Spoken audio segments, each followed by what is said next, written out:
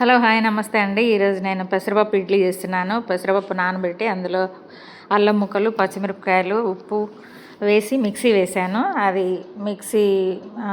అది కలిపి పెట్టానండి. అందులో ఒక హాఫ్ కప్పు పెరుగు వేసి కలిపాను.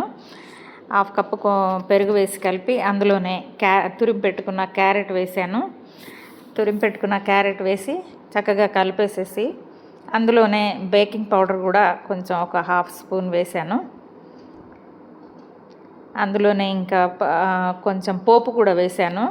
ఆవాలు, జీలకర్ర అవన్నీ వేసి పోపు వేసాను. ఆ పోపు తీసుకొని ఈ బ్యాటరీలో కలిపాను. అందులోనే కొంచెం కొత్తిమీర కూడా వేసి కలిపాను. ఇలా చక్కగా కలిపేసుకొని ఇడ్లీలు వేసాను. ఇడ్లీలు వేసాక కూడా కొంచెం బ్యాటర్ మిగిలింది. దాన్ని దోసగా వేసానండి. ఇదిగో చూడండి, ఇది చాలా బాగా వచ్చింది. ఇట్లా కూడా వేసుకోవచ్చు. ఇడ్లీలు కూడా చాలా బాగా వచ్చాయండి, చాలా టేస్టీగా ఉన్నాయి. అదిగోండి, ఇడ్లీలు కూడా వేసాను, ప్లేట్లో సర్వ్ చేశాను. ఇడ్లీలు, ఆ దోశ చాలా బాగున్నాయండి, చాలా టేస్టీగా ఉన్నాయి. హెల్తీ ఫుడ్ ఇది, పిల్లలు పెద్దలకి చాలా మంచిది, చాలా బాగుంది టేస్టీగా.